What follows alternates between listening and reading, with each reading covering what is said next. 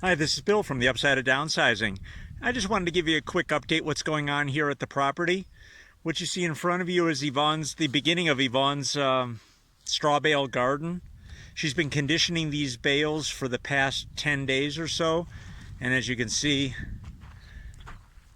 get in there, stuff is starting to grow. She did a temperature check yesterday and the bales are averaging about 95 or so degrees. So she's got another 5 or 6 days of conditioning to do, and then they should be ready to plant. And what we're gonna do is we're gonna take and build a perimeter. I'll probably put in 6 4x4 posts, and then I bought some deer netting today. We're gonna try to make this a little bit critter proof so that once she plants, it won't be all in vain, because all the animals will eat everything. So she's got her herbs and some of her flowers covered up in chicken wire just to protect them until we get the protective netting up around the bales. And she hung a couple plastic bags there too, just to try to scare birds away. Anyway, so let's take a walk over to the solar shed. So last night we got some rain, and yesterday afternoon we had just put a real nice coat of cob earthen plaster on our bench, and then it hadn't had a chance to fully cure. And what happened was we got quite a bit of rain last night, and the rain came down off the edge of the roof and landed right here along the edge of the bench. And I'll put a photo of that in right now. Okay, if you look on the edge, you'll see the damage. So we had to do something, and we knew that from our experience and from speaking with Bill and Athena Steen over at the Canelo Project, that horizontal surfaces really need to have some cement mixed into the cob mix. So that's what we did today. We put another coat of cob on the benches, and then we mixed in probably, it's hard to say. I don't know how much cement. I know in terms of buckets how much cement we use. Well, let me just show you. Why not?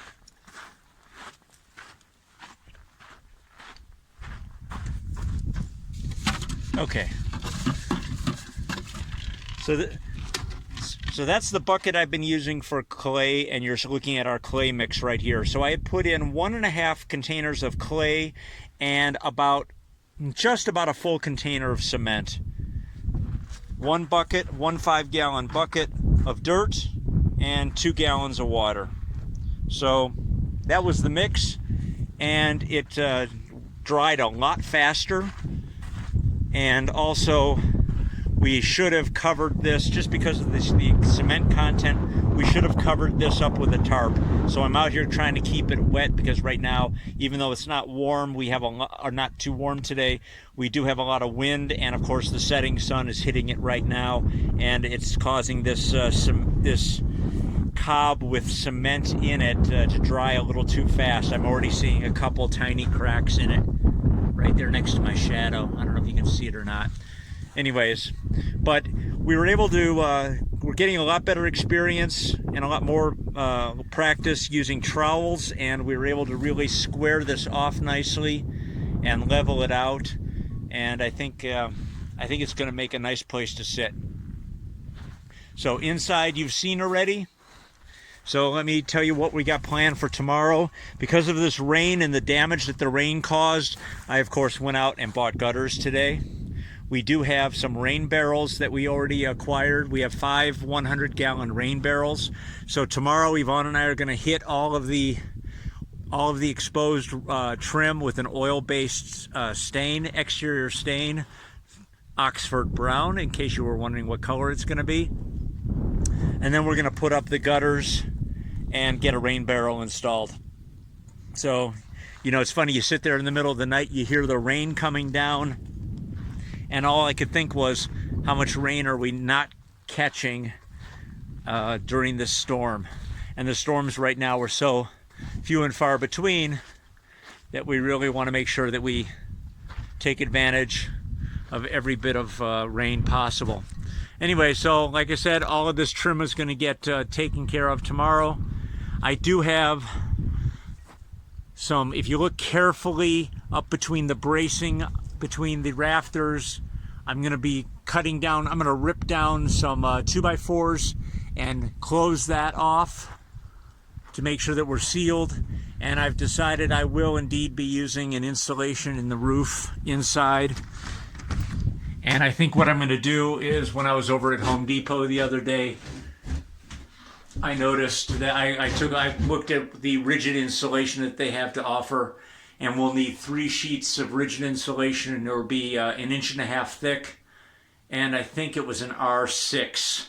So we'll be installing that in these bays up here between the rafters. Anyways, this is the cob wall that I showed you the other day. Nice, it's really being inside, it's nice that it gets a nice slow cure. You can see that there's still some damp spots. I have not re-wetted it, but you can see the difference between, or I guess you could see what the final coloration is going to be on it, and it's really really turning out nice. We really like it. So that is about it. And then we do have to get the other interior walls done, and as soon as we do, then we can start getting the solar components installed in the shed and the panels up on the roof. So that's about it for today. Get outside. Oh, you know what? People have been asking what kind of temperatures are inside here. It's really rather cool right now. So I've got a thermometer set up, and you see we're at right about 68 to 70 degrees, right around there. And it's probably about 70, I'm guessing it's about 75 outside right now. So again, we want to thank you for your support. If you have any questions, let us know. And as I mentioned in the last video, we will be doing a 1,000 subscriber giveaway, and I've been promising to do a dedicated video to that, and I will knock that out tomorrow.